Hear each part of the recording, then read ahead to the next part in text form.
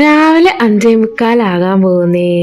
അപ്പം നമ്മൾ കിച്ചണിലെത്തി. Welcome back dears. എന്തൊക്കെയുണ്ട് വിശേഷങ്ങൾ? എല്ലാവർക്കും സുഖമെന്ന് വിശ്വസിക്കുന്നു. അങ്കുവിന് സ്കൂളിൽ പോയിന്ന് ദോശയാട്ടോ ടിഫിനിൽ വെച്ച് കൊടുക്കുന്ന സാമ്പാറും ദോശയും.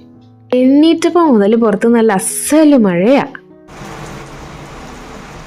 കുറച്ച് മഴയൊക്കെ നോക്കി നിന്നിട്ടാണ് ജോലികളിലേക്ക് കടന്നത്. സാമ്പാർ ഫ്രിഡ്ജിൽ ഇരിപ്പുണ്ടായിരുന്നു തലേദിവസത്തെ, അതും ചൂടാക്കി. സാമ്പാറും ദോശയാണ് ഇന്ന് അവൻ്റെ ലഞ്ച് ബോക്സ് എന്ന് ഞാൻ പറഞ്ഞല്ലോ. ഇരുണ്ട് കൂടിയുള്ള മഴയായി. ഇപ്പോൾ കുറച്ച് ദിവസമായിട്ട് ഇവിടെ മഴ തന്നെയാണ്. കഴിഞ്ഞ വ്ളോഗിൽ ഞാൻ കാണിച്ചല്ലോ നമ്മുടെ ഓറഞ്ച് മരവും മഴയൊക്കെ. അപ്പോൾ അതേ ദോശ നല്ലതായിട്ട് പൊങ്ങി വന്നിട്ടുണ്ട്. പൊങ്ങി ദോശയുടെ മാവൊക്കെ ഇരിക്കുമ്പോൾ തന്നെ രാവിലെ ഒരു സമാധാനമാണ് കണ്ട്. നമുക്ക് വേറെ ഒന്നും ആലോചിക്കണ്ടല്ലോ, പെട്ടെന്ന് രണ്ടെണ്ണം ചുട്ട് എന്തെങ്കിലും തക്കാളി ചട്നിയോ തേങ്ങാ ചട്നിയോ എന്തെങ്കിലും ഒന്ന് ആക്കിയാൽ മതിയല്ലോ കൂടെ. അപ്പോൾ ഇതിപ്പോൾ കുറച്ച് സാമ്പാർ ഫ്രിഡ്ജിലുണ്ടായിരുന്നത് കൊണ്ട് ഞാനത് ചൂടാക്കി അവന് വെച്ച് കൊടുക്കുന്നുണ്ട്. പിന്നെ അതേ ബ്രിട്ടാനിയുടെ ഈ സ്ലൈസ് കേക്കും കൂടെ വെച്ച് കൊടുക്കുന്നുണ്ട്. അവനും ഫ്രണ്ട്സും കൂടെ, ഒരു 4 ഫ്രണ്ട്സും കൂടെ ഉണ്ട് അവനെ. അപ്പോൾ അവരും കൂടെ എല്ലാം കൂടെ ചേർന്ന് കഴിക്കുമ്പോൾ ഒരു രസമല്ലേ. അങ്ങനെ അങ്കുവിൻ്റെ ടിഫിനൊക്കെ സെറ്റ് ചെയ്തു. രാവിലെ മഴയായിരുന്നെങ്കിൽ എനിക്ക് എഴുന്നേക്കാൻ വലിയ മടിയില്ലായിരുന്നു കേട്ടോ. ഇപ്പം ഞാൻ 9:30 ആകുമ്പോഴേ രാത്രിയിൽ നേരത്തെ കിടന്ന് ഉറങ്ങും. അതുകൊണ്ടായിരിക്കണം മഴയാണെങ്കിലും തണുപ്പൊന്നും ഫീൽ ചെയ്യുന്നില്ല കേട്ടോ. ഇവിടെ വേനൽക്കാലമാണ് നോർമലി, അതിൻ്റെ കൂടെയുള്ളൊരു മഴ ആയതുകൊണ്ടായിരിക്കും ഒരുമാതിരി കുത്തുന്ന ചൂടാ.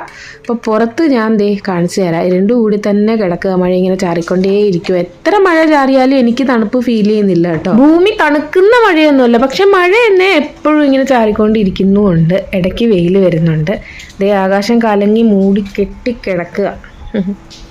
ഈ വർഷം ഒരുവിധം നല്ല മഴ കിട്ടിയിട്ടുണ്ട് ഇവിടെ.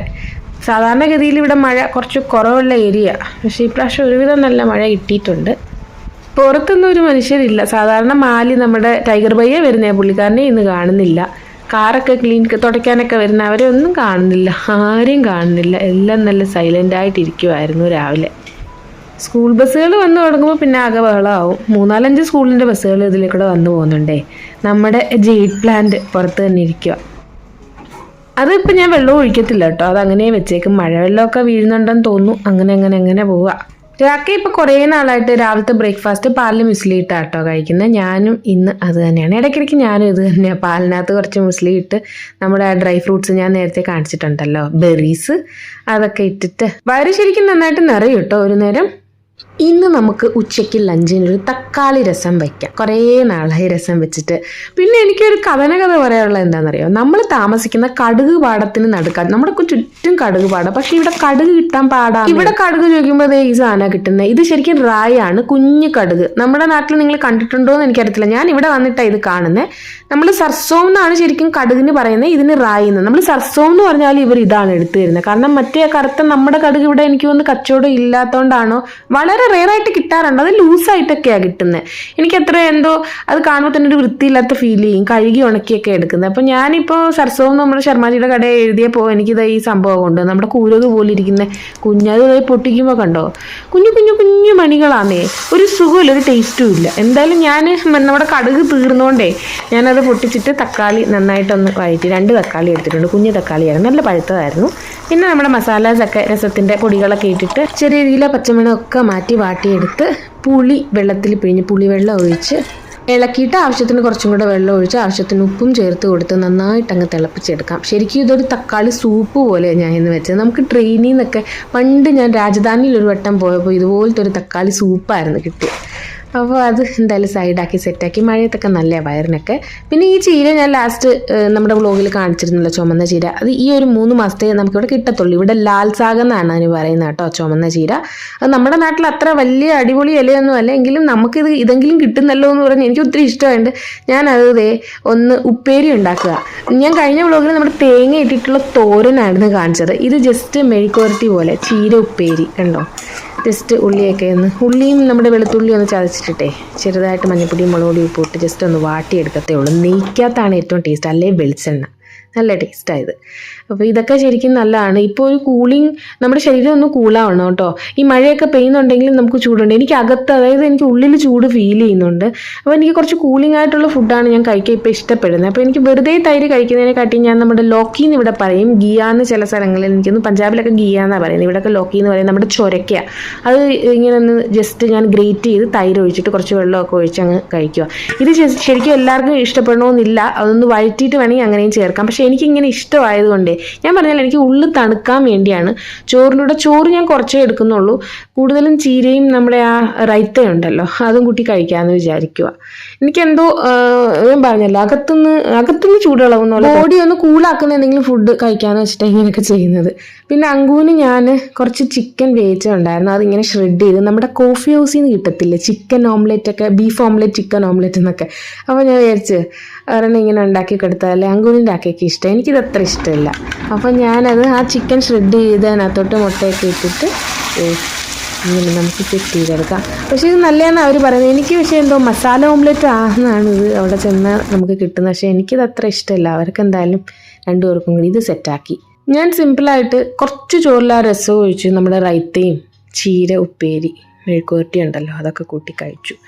വയറ് എപ്പോഴും എനിക്ക് കുറച്ച് ഈ സമയത്ത് എന്തോ ഒരുപാട് ഓവർ ഫില്ലിങ് അങ്ങനെ ഇഷ്ടപ്പെടുന്നില്ല, എന്താ അറിയത്തില്ല. എനിക്ക് ലൈറ്റ് ഫുഡാണ് ഇപ്പം ഞാൻ കൂടുതൽ പ്രിഫർ ചെയ്യുന്നത്. ഞാനിന്നേ ആദ്യമായിട്ട് കുക്കി റെസിപ്പി, അതായത് ഉണ്ടാക്കാൻ അറിയാത്തവർക്ക് വേണ്ടിയുള്ളൊരു കുക്കി റെസിപ്പി കാണിച്ചു തരാം. അതിനായിട്ട് എൻ്റെ അളവ് പാത്രം ഇതാണ്. ഞാൻ ഇതിനെ കട്ടോരി എന്ന് പറയും, നിങ്ങൾ എന്താ കിണ്ണമെന്നോ എന്താ വേണമെങ്കിലും വിളിച്ചോളൂ. അതിനകത്ത് ഞാൻ അര കട്ടോരി നമ്മുടെ നെയ്യാണ് എടുത്തിരിക്കുന്നത് കേട്ടോ. ഇവിടെ കിട്ടുന്ന ദേസി ഗീ, നമ്മുടെ സാധാരണ നെയ്യോ, നിങ്ങൾക്ക് എണ്ണ വേണമെങ്കിൽ എണ്ണ അത്ര സുഖമാകത്തില്ല കേട്ടോ, നെയ്യ് തന്നെ എടുക്കുന്നതായിരിക്കും, അല്ലെങ്കിൽ ബട്ടർ ഉരുക്കി ചേർക്കാം. അതേ കട്ടോരിയിൽ അര കട്ടോരി പഞ്ചസാര പൊടിച്ചതും കൂടെ ചേർത്തിട്ട് നന്നായിട്ടൊന്നിങ്ങനെ മിക്സ് ചെയ്ത് കൊടുക്കാം. ഇത് ഈസി ആട്ടോ, ഭയങ്കര ഈസി ഉണ്ടാക്കാൻ. ഒരു ബേസാണെന്ന് ഞാൻ ആദ്യം പറഞ്ഞല്ലോ, വലിയ ഭംഗിയൊന്നും നിങ്ങൾ പ്രതീക്ഷിക്കേണ്ട. ഈ രീതിയിൽ ഉണ്ടാക്കി നമുക്ക് തെളിഞ്ഞ് പഠിക്കാം. അതിനുശേഷം ഞാൻ 3/4 കപ്പിൽ കൂടുതൽ, 1 കപ്പ് കംപ്ലീറ്റ് എടുത്തിട്ടില്ല, മൈദാ മാവാണ് കേട്ടോ. അപ്പോൾ ഇടഞ്ഞൊന്നും എടുക്കണ്ട, അങ്ങനെ ഞാൻ ഇട്ട് കൊടുക്കാം. പിന്നെ ഞാൻ പാല് ശരിക്കും കുക്കിയിൽ ചേർക്കണ്ട, പക്ഷേ ഞാൻ ആദ്യമായിട്ട് ഉണ്ടാക്കുന്നവർക്ക് ഒരു ടിപ്പായിട്ട് പറഞ്ഞുതരാം. മുകളിൽ കാണുന്ന ഒരു പാടയുണ്ടല്ലോ, മലായി എന്ന് പറയും, ആ സംഭവം ചെറുതായിട്ടൊന്ന് തൂവിയിട്ട് നമുക്ക് ഈ രീതിയിൽ കുഴച്ചെടുക്കാം. കാരണം ആദ്യം നമ്മൾ നെയ്യ് വെച്ച് ആൾക്കാർക്ക് കുഴച്ചെടുക്കാൻ പാടുള്ളവർക്കാണ് അതല്ലാതെ കുഴച്ചെടുക്കാൻ പറ്റുമെങ്കിൽ നിങ്ങൾ അത് അവോയ്ഡ് ചെയ്തിട്ട് നെയ്യിൽ തന്നെ കുഴച്ചെടുത്തോളൂ. ഞാനിപ്പോൾ ജസ്റ്റ് ആ മലായി ഒന്ന് ഒഴിച്ചിട്ട് ഈ രീതിയിൽ നമ്മുടെ ഡോ റെഡിയാക്കി എടുത്തിട്ടുണ്ട്. ഇത് നമുക്കിനി ഒന്ന് ഇച്ചിരിച്ച് ഒന്ന് ഉരുട്ടിയെടുക്കാം. അതേ ഒരു ഉണ്ട കണ്ടോ, എന്നിട്ട് കൈ വെച്ച് ഇങ്ങനെ അങ്ങ് പ്രസ് ചെയ്ത് കൊടുക്കാം. ഭംഗിയൊന്നും ഇപ്പം ഞാൻ കാണിക്കുന്നില്ല, ഇങ്ങനെ അങ്ങ് ജസ്റ്റ് ഞാൻ പറഞ്ഞല്ലോ ഒരു ബേസ് ആയിട്ട് പറഞ്ഞു തരികയാണ്. 9 എണ്ണം കിട്ടിയിട്ടുണ്ട്. നമ്മുടെ ബേക്കിംഗ് ട്രേയിൽ ഞാൻ അത് നിരത്തി വെച്ചിട്ടുണ്ട്. നിങ്ങൾക്ക് വേണമെങ്കിൽ ഷേപ്പൊക്കെ ആക്കാം കേട്ടോ. എന്തെങ്കിലും പാത്രം എടുത്തിട്ട് അടപ്പ്, ഞാനിപ്പോൾ അങ്ങനെ ഒന്നും ചെയ്യുന്നില്ല, സിമ്പിളായിട്ടൊന്ന് കാണിക്കുകയാണ്. അവൻ പ്രീ ഹീറ്റ് ചെയ്യുക, 150 ഡിഗ്രിയാണ് എൻ്റെ അവൻ. ഓരോരുത്തരുടെ അവൻ്റെ ചൂടനുസരിച്ച് മാനുവൽ ചെക്ക് ചെയ്ത് വെച്ച് കൊടുക്കാം. 20 മിനിറ്റാണ് 150 ഡിഗ്രിയിൽ പ്രീ ഹീറ്റ് ചെയ്തതിന് ശേഷം ഞാൻ നമ്മുടെ കുക്കി ബേക്ക് ചെയ്യാൻ വെച്ച് കൊടുക്കുന്നത്.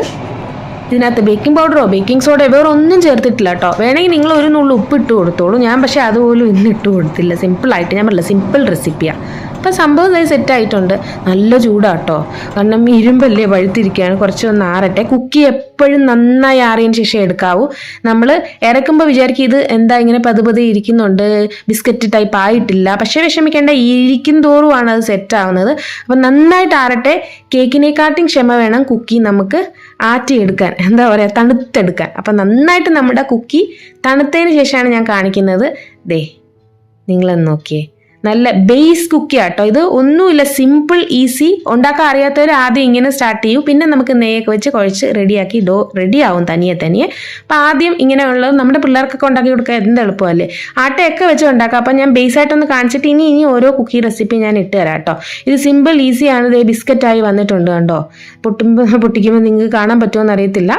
നന്നായിട്ട് മറ്റേ പീസ് എടുത്ത് തരാം കണ്ടോ. നല്ല ക്രിസ്പി ആയിട്ട് കിട്ടും നമ്മുടെ കുക്കി. ഞാൻ ഇനി കുറച്ചും കൂടെ നല്ല അഡ്വാൻസ്ഡ് കുക്കി കാണിച്ചു തരാം. ഇപ്പം ഞാൻ ജസ്റ്റ് ബേസ് അറിയാത്തവർക്കായിട്ട് ഒരു ബേസ് കാണിച്ചെന്നേ ഉള്ളൂ. മഴക്കാലത്ത് ഏറ്റവും വലിയ വിഷമം എന്താ വെച്ചാൽ തുണി ഉണങ്ങുക എന്നുള്ളതാണ്. പ്രത്യേകിച്ച് യൂണിഫോം, സ്കൂളിലൊക്കെ പോകുന്ന യൂണിഫോം ഒക്കെ ഉണങ്ങി കിട്ടണമെങ്കിലേ ഫാനൊക്കെ ഇട്ട് എന്ത് പാടാ. ഇതേ അകത്തിട്ട് ഉണക്കുകയാണ്. സ്മെല്ല് വരാതെ എങ്ങനെയെങ്കിലും ഒക്കെ ഉണക്കി എടുക്കണം ഇത്. ഇനി നമ്മുടെ ഡിന്നർ മടി പിടിക്കുന്നവർക്ക് പെട്ടെന്ന് ഉണ്ടാക്കാൻ പറ്റുന്ന ഒരു വെള്ളക്കടലക്കറിയാട്ടോ. കുക്കർ കടലക്കറി. കഴിഞ്ഞ വ്ളോഗിൽ ഞാൻ ചിക്കൻ കാണിച്ചിരുന്നു, ചിക്കൻ കാലുകറി. അതുപോലെ ഒരു കടലക്കറിയാണ്. വെള്ളക്കടല നന്നായിട്ട് കുതിർത്ത് അതിലേക്ക് ഞാൻ ഒന്നും കൂടെ കഴുകി അതിലേക്ക് നമ്മുടെ പൊടികളെല്ലാം നമ്മൾ എന്തൊക്കെ പൊടിയാണ് ആ പൊടിയൊക്കെ ഇട്ട് കൊടുത്ത് ഉപ്പ് ഇട്ട് കൊടുത്ത് കുറച്ച് കരിവേപ്പില ഇട്ട് കൊടുക്കുന്നുണ്ട്. ഇഞ്ചി വെളുത്തുള്ളി നന്നായിട്ട് ചതച്ചിട്ട് കൊടുക്കുന്നുണ്ട്. കാരണം കടലയ്ക്ക് കുറച്ച് ഗ്യാസാണ്, പ്രത്യേകിച്ച് ഈ വെള്ളക്കടലയ്ക്ക്. അതിനുശേഷം ഞാൻ തക്കാളിയും സവാളയും, ഒരു വലിയ തക്കാളി ഉണ്ടായിരുന്നു, ഒരു വലിയ സവാള, പിന്നെ ഒരു ടീസ്പൂൺ എണ്ണ, കുറച്ച് വെള്ളം നന്നായിട്ട് കലക്കിയിട്ട് കുക്കറിൻ്റെ നമ്മൾ അടച്ചു കൊടുക്കുന്നതിന് മുന്നേ ഈ ഹോളുണ്ടല്ലോ 2 എണ്ണ, അതിലേക്ക് കുറച്ച് എണ്ണ ഒന്ന് ഒഴിച്ചു കൊടുത്തിട്ട് അടച്ചിട്ട് വിസിൽ കേൾക്കുമ്പോഴേ അപ്പോൾ ആ മസാലയൊന്നും പുറത്ത് വരാതിരിക്കാനുള്ളൊരു ടിപ്പാണ് കേട്ടോ. അങ്ങനെ അധികം പെട്ടെന്ന് അങ്ങനെ വരത്തില്ല, നിങ്ങൾ നോക്കിക്കോ. അപ്പോൾ കണ്ടോ, ഇപ്പം ഞാനിപ്പോൾ ഒരു 4 വിസിൽ ഹൈ ഫ്ലെയിമിൽ കൊടുക്കുന്നുണ്ട്. നല്ല കുതിർന്ന കടലയാണ്. എൻ്റെ ഒട്ടും ചുറ്റുമൊന്നും പറ്റിയിട്ടില്ലല്ലോ മസാലയൊക്കെ. സിമ്പിളാണ്, തുറക്കുക, ആവിയെല്ലാം മാറിയിട്ട് തുറക്കുക. കടല നന്നായിട്ട് വെന്തിട്ടുണ്ട്. നിങ്ങൾക്ക് പിന്നെയും വേവിക്കണമെങ്കിൽ 5-6 വിസിൽ കൊടുക്കുക കേട്ടോ. ആവശ്യത്തിന് വെള്ളം ഒഴിച്ചു കൊടുത്ത് അടുക്കി പിടിക്കാതെ നോക്കിയാൽ മതി. എന്നിട്ടൊന്ന് തിളപ്പിച്ച് കുറുക്കി എടുക്കുക. ഞാൻ ഇതിൻ്റെ കൂടെ പുട്ടാണ്, അപ്പോൾ എനിക്ക് ആവശ്യത്തിന് കുറച്ച് ഗ്രേവി ആയിട്ട് വേണം. ചപ്പാത്തി ആണെങ്കിൽ കുറച്ച് കുറുകിയിരുന്നാലും കുഴപ്പമില്ല. പുട്ടിന് ഇവിടെ എല്ലാവർക്കും നല്ല ഗ്രേവി വേണം. ഇത് നമ്മുടെ ചെമ്പാവരി പുട്ടും റെഡി ആയിട്ടുണ്ട്. അങ്ങനെ ഒരു മഴ ദിവസത്തെ ഡേ ഇൻ മൈ ലൈഫും കൂടെ ഇവിടെ കഴിഞ്ഞിരിക്കുകയാണ്. ഇന്നത്തെ വീഡിയോ ഇവിടെ വെച്ച് എൻ്റെ അപ്പിയാണ്. മറ്റൊരു നല്ല വീഡിയോ ആയിട്ട് കാണുന്നത് വരെ എല്ലാവർക്കും thank you so much. Bye bye dears.